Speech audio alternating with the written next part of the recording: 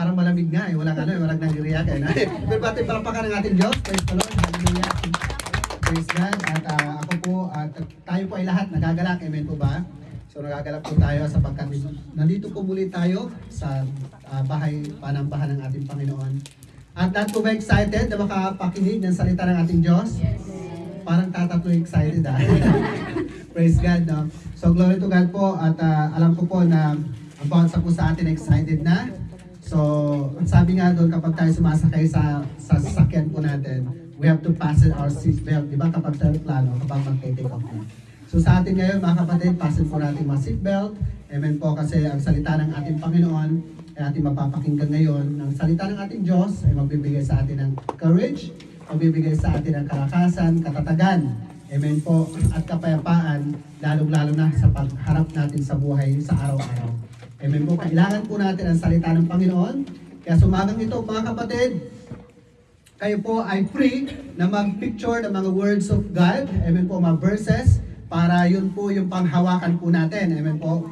At tayo po ay makinig din sa paghahayag ng salita ng ating Panginoon upang tayo po mga kapatid ay lumakas. Kailangan po natin lumakas ang ating espiritu mga kapatid, ang ating spiritual na aspect ng ating buhay. Para sa ganun mga kapatid, tayo po ay malakas na humarap sa hamon ng buhay. Amen po. Kailangan natin ng Diyos. Amen po. Amen po. Praise God. Tayo po ay mag-relax po ngayon at welcome po natin ang mag-hire ng salita ng ating Panginoon. Actually po, siya ay pangalawang beses na po itong mag-share ng Word of God. At glory to God po, itong mag-share ng Word of God ay dito na po from Chara na. Praise the Lord, no? Kasi for the information of others po, kami po ay tagapahin. And po at by God's grace, kami po ay pinadala dito ng Lord. At sa ngayon po, talagang glory to God, ang Chara na po at church, ay ang tanging ang layunin talaga ng Panginoon, yung mga nandito po sa Chara, ang mangunguna sa taga-Chara po. Amen po. So welcome po natin ang ating kapatid. Kilalang-kilala na po niyo po siya. Amen po. Praise God, famous ka po, famous. Pagpunta kayo ng Autad, makikita niyo na po doon. Amen. So welcome po natin ang Panginoon sa buhay po ni Sister Ivy Gulpan. Praise the Lord. Palapag po natin ang Diyos sa kanyang buhay. Praise the Lord.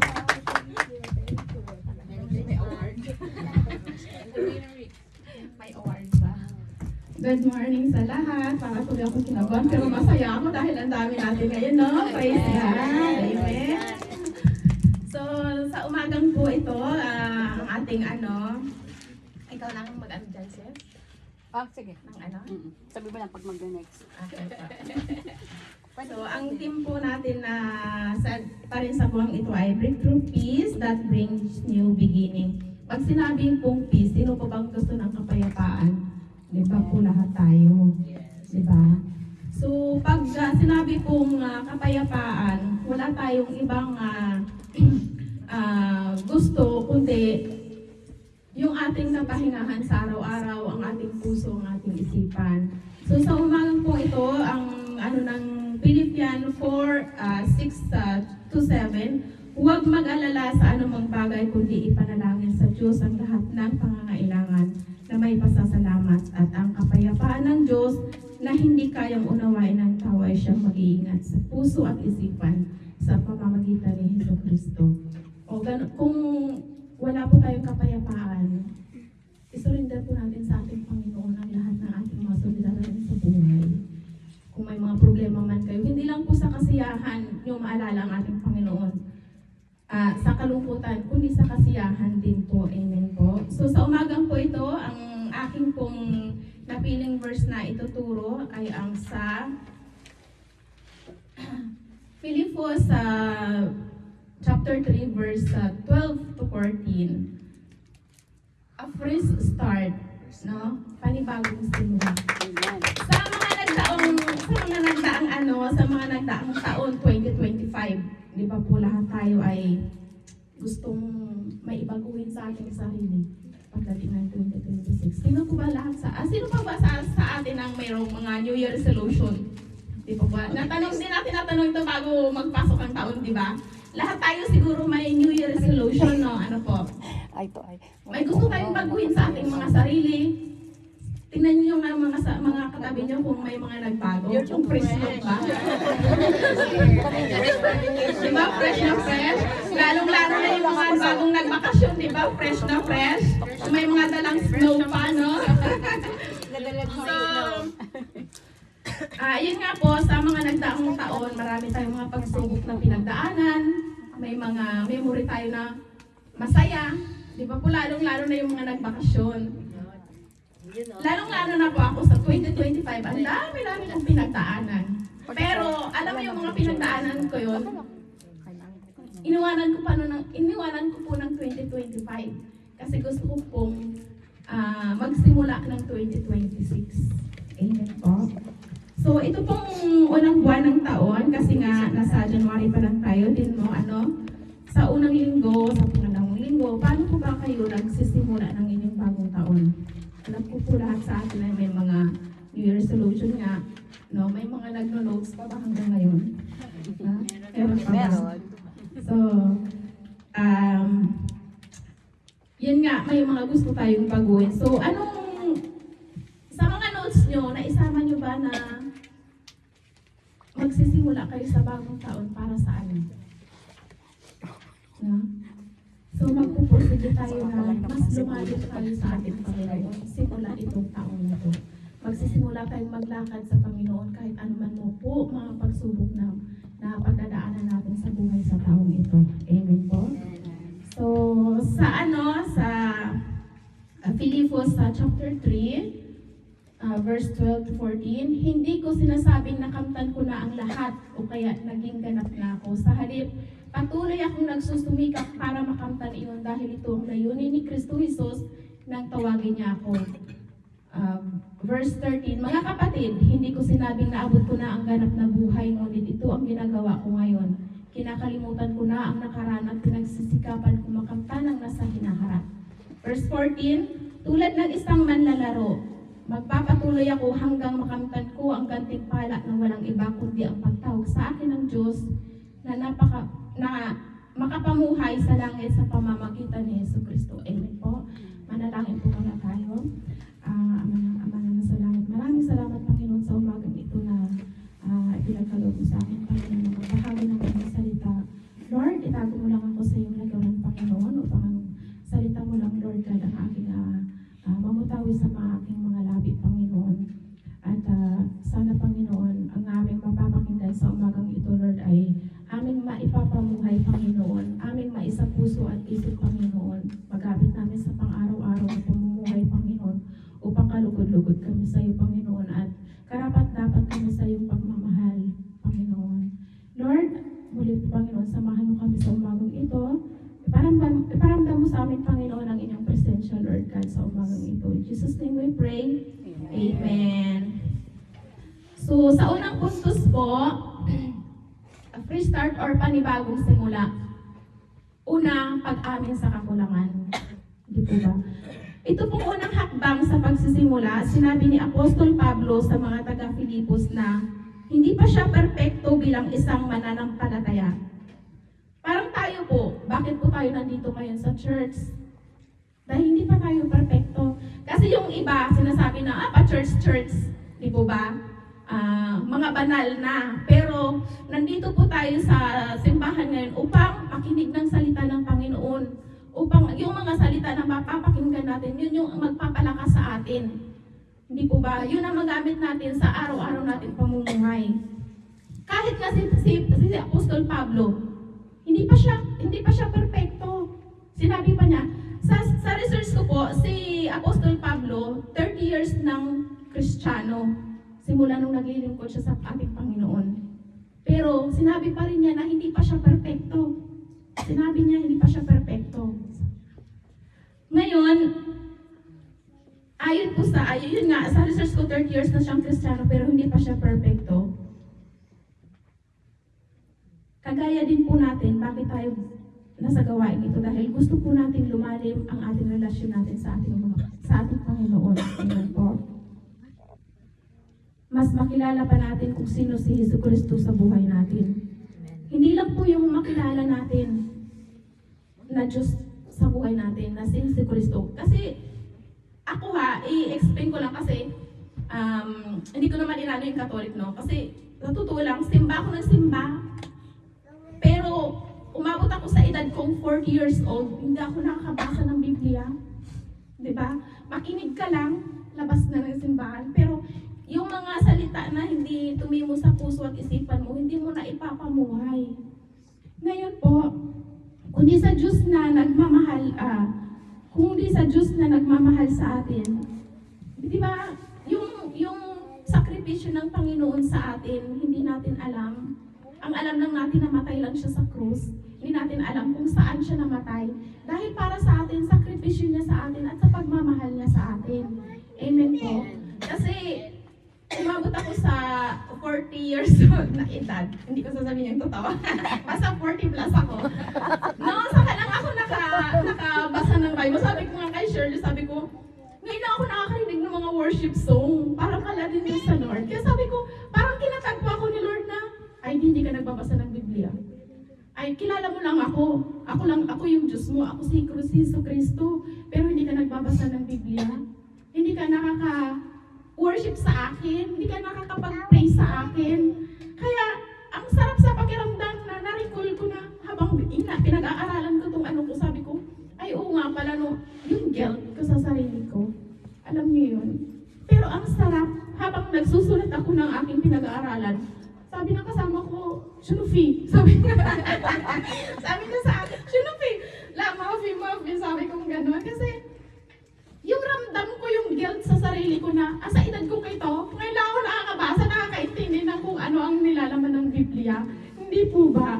Kaya ngayon mga kapatid, kaya kung bakit ito po yung napili kong verse, kasi marami pala akong pagkukulang. Inaamin ko sa sarili ko. Ngayon nag-uumpisa po tayo sa ating paglakad sa ating Panginoon, kaya kung bakit po tayo nandito. Amen po. Sa buhay po ni sis sa ating pala. Welcome sis Lori. GIL din po siya, Pas. Opo, saka si Brother Jason. Si sis, Saka nagbigay ng Bible. si sis Mary Ann. Welcome po sa GIL. Saka sa paano tayo magsusumikap? Yun po yung ating anuhin ngayon. Paano tayo magsusumikap? Sa 2 Peter, ayan po. Sa 2 Peter chapter 3, verse 18, sa halip lumago kayo sa biyaya ng Diyos at sa pagkilala sa ating Panginoon at tagapagligtas na si Jesucristo, purihin siya ngayon at magpakailanman. Amen. So, lumago. Paano po ba tayo lumago sa ating Panginoon? At pagkakilala sa ating Panginoon. Unang-una po yun nga sabi ko, pag-aatin ng church, yun talaga kasi ihahalintulad ko sa sarili ko, no? Unang-una, mag-attend po tayo ng church. Yun ang una, sa akin, sarili, unang hakbang ko. Doon ako kinatagpo ng Panginoon ang pag-attend ng church. Kasi, nung nag-attend ako dito sa GIL Jara, first anniversary nila, in-invite nila ako doon pa sa KFC. Ngayon, doon ko na-realize na sabi ko, ay, ang sarap pala sa pakiramdam, mag-attend ng church. Unang hakbang ko yun sa sarili ko. Pangalawa, nung naka-attend ako ng church, siyempre, nag-umpisa na yung pagbabasa ko ng Bible. O, di ba po? Nararanasan ko na yung ang dami ko, na-realize ko sa sarili ko, ang dami ko palang kasalanan nagagawa. Hindi ko alam sa sarili ko. Hindi naman siguro ako mamamatay tao, no? Di ba po? Pero, sa isip at sa pananalita, doon ko na-realize po na, ay, nakakapatay na pala ako. Nakakapag-force pala ako ng tao. Sana mamatay ka na. Hindi po ba? Yung mga ganun ba? Yung guilt ko sa sarili ko, yun nga po. Tapos, pangalawa, sa pag-aatin ng Bible study, sa pag-aatin ng Bible study, mas lalalim pa po yung pananampalataya sa Panginoon, kasi doon po natin hinihimay-himay kung ano po yung nilalaman ng Biblia. Di po ba? Kaya sa mga gusto pong mag-attend ng Bible study, meron po sa bahay. Opo, di ba? Kaya nga po yun, mag-attend po tayo ng church, magbasa ng Biblia at mag-attend ng Bible study sa mga gawain ganito po. At sa pang-apat, kailangan teachable ka po. Kasi, syempre, bago pa lang sa ano na to, no, 2 years, 3 years, magti 3 years na rin kahit paano. Nilagpas ko na ng 2 years. Doon ko po na-realize na sa bawat kilos at pananalita mo, kailangan may babaguhin ka din. Hindi lang yung nagbabasa, nag-a-attend ka ng church. Nag-church ka nga, nagbabasa ka ng Biblia, pero paglabas mo, ganun pa rin yung ugali mo. Di po ba? Kailangan po, unti-unti po. Hindi po yun pinuforce na baguhin. Natututunan nyo pong baguhin yung sarili nyo, kung ano man po yung mga kalugod-lugod at hindi kalugod-lugod sa ating Panginoon.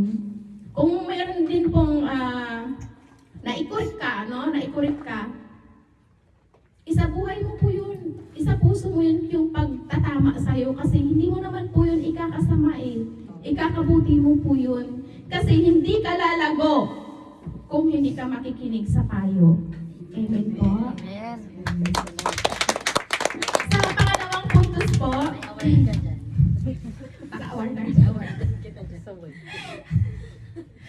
So, sa pangalawang puntos po, ang paglimot sa nakaraan. Mga kapatid, hindi ko sinabing naabot ko na ang ganap na buhay.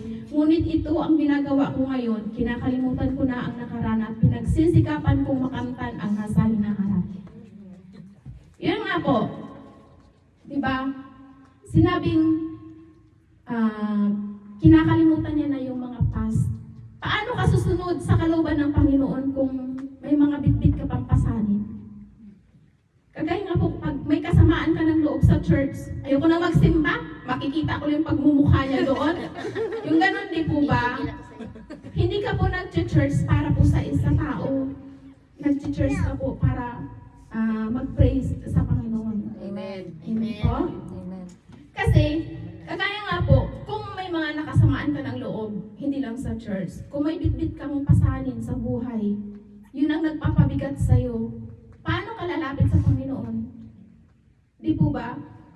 Minsan nga lang napagsalitaan ka na ng hindi maganda, lalo nang ng asawa mo. Grabe, mamatay-matay ka na, lumayas ka na, di po ba? Ang dami nang tumatakbo sa isip mo, gusto mo na mag-revenge kung anong mga nanaisip mo, mandak sa akin, may araw ka din. Ganun, di po ba? Yun yung yung nagpapabigat sa puso natin. Di ba? Nagre-rebelde ka pag galit ka eh. Kaya, kung ano man po yung past, kung ano man yung mga past, kalimutan niyo po dahil doon tayo mag-uumpisa sa paglakad natin sa ating Panginoon. Amen po? Amen.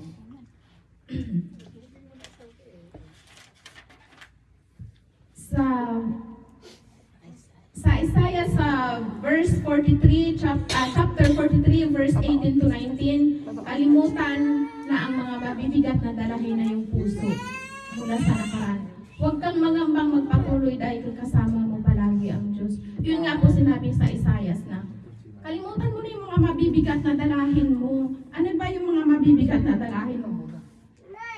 Problema sa buhay, discouragement. Unang-una kasi ang magpapabigat sa atin, yung mga nakaka-discourage. Diba? Sa paligid natin, sa trabaho natin, minsan, diba, yung mga kasama natin, nakakairita na, ayaw na natin minsan makita, yung mga ganun, di po ba? Yun ang nagpapabigat din sa araw natin. Pag, yung naisip natin, pag galit tayo sa isang tao or sa mga kasama natin sa trabaho, lalong-lalo sa trabaho, di ba ang bigat? Siya relax lang, pero yung ikaw yung mukha na kasi nakabusangot na. Di po ba? Kaya, kung ano man po yung, yung bigat na dalahin natin, huwag kang mangamba, iwanan mo na yun. Iwanan mo. Mag-focus ka. Ipagkatiwala mo lahat sa ating Panginoon. Kasi alam mo ba, kung wala kang peace, kagaya ng peace, kung wala kang peace, wala kang joy sa buhay mo. Di po ba? Yun ang natutunan ko eh. Akalain mo kung anong mga pinagdaanan ko past 2025. Sa tingin mo, Sabi mo na nga, kalimutan kung mo. ipinamuhay ko or binitbit ko pa ng 2026, wala ko dito ngayon sa harapan nyo. Di po ba? Nandito ako dahil nagpapatuloy ako ako, hindi iniiwanan ko yung mga kung ano man yung mga pasanin ko. Look forward. Mag-start ulit. Kung natumba ka man, bangon, lakad ulit. Huwag ka lang mapilay. Huwag ka lang mapilayan. Ano po? Yun nga. Sa verse, puntos na pangatlo, pag-abot sa hinaharap. Mabilis ba ako? Okay na. Okay lang po. Pag-abot sa hinaharap, tulad ng isang manlalaro, nagpapatuloy ako hanggang makamtan ko ang gantimpala na walang iba kundi ang pagtawag sa akin ng Diyos na makapamuhay sa langit sa pamamagitan ni Jesucristo. Parang hinalintulad ng Panginoon na tayo ay nakikipaglaro ngayon. Binigyan niya tayo ng isang goal na alam natin na sa hinaharap mayroong premyo. Amen. Di po ba? Word. Sino po nakasali dito ng mga palarong may premyo in the end? Amen. Maliban lang sa Christmas party natin, ha? Hindi po ba? Halintulad ko sa shop. No, di ba kami first month na lang, pagpatak ng date 1, binigyan na kami ng target. So alam namin, pag na-target namin, malaki yung commission namin end of the month. Siyempre, kailangan nakafocus kami doon na maabot yung target namin na yon. Kaso nga lang, kung kasama namin ay mini-mini, ay halika punta tayo. Hanggang kung saan kami nakakarating, paano kami makakapag-target kung hindi kami nakafocus doon sa shop, di ba? Di po ba? Ngayon, alam natin na kung ano yung price na binibigay sa atin and sa ending. Pero alam natin na ang ganda ng price na ibinigay sa atin. Pero bakit parang nagdadalawang isip pa tayo na abutin? Maraming distraction na nangyayari pero nagpapadala tayo sa mga distraction. Po ba? Kaya, hinalintulad ng Panginoon na isa tayong manlalaro. Pag hindi natin naabot yung goal natin, sa tingin niyo makakapunta kayo ng langit? Hindi po ba? Kaya yung prize na yun, napakasarap makapamuhay sa langit sa pamamagitan ni Jesucristo. Ganon din po, mag-church tayo, makinig ng salita ng Diyos, mag-attend sa mga gawain ganito, magbasa ng Biblia, at sumunod sa kanyang kalooban, yun yung ating goal na makamta natin, yung buhay na walang hanggan. Amen po? Kasi alam na natin kung ano yung price natin, di po ba? Pero bakit?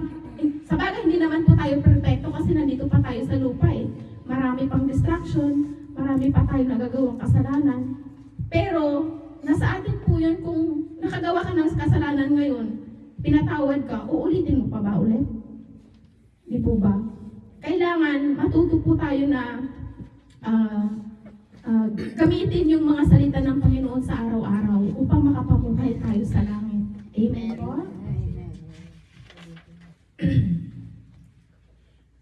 Sa Jeremiah chapter 29 verse 11, sapagkat alam ko ang aking mga plano para sa inyo. Ito ay mga plano para sa iyong ikabubuti at hindi ikasasama ninyo. Ibibigay ko sa inyo ang magandang kinabukasan na inyong inaasahan. Sinabi po ni Jeremiah, ikabubuti, hindi ikasasama. Kasi ang Diyos may plano sa buhay natin na hindi natin ikakasama kundi ikabubuti. Amen po? Kaya magtiwala tayo sa ating Panginoon, ibigay natin ang buong tiwala natin sa Kanya. Kung ano man po yung mga dalahin natin, kalimutan natin. Ngayong araw, magsisimula tayo sa ating mga kapatid ngayon na nandito. Magsimula ulit tayo kung tayo ay nagkaroon na ng discouragement, kabiguan, nasaktan, di po ba?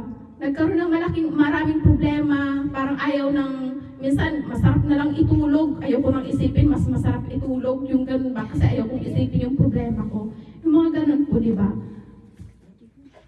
Para lumakas ka, surrender mo kay Lord lahat ng mga pasanin mo sa buhay at magsimulang muli. Amen po.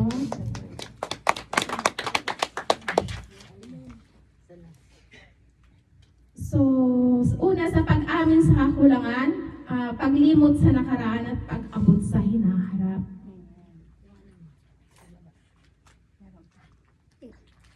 Pagwawakas, ang buhay Kristiyano ay hindi tungkol sa pagiging perpekto agad, kundi sa pagiging paglago kay Kristo. Ang tanging focus ay abutin ng goal o layunin sa pagtawag ng Diyos, ang makilala si Jesu Kristo ang gantimpala ng buhay na walang hanggan. Kaya po, mga kapatid, kagaya po ni Apostol Pablo, hindi pa siya perfecto. 30 years na siyang naglilingkod sa Panginoon bilang isang Kristiyano, pero hindi pa siya perfecto. Hindi hinihingi ng Panginoon ang pagiging perfecto natin. Ang gusto ng Panginoon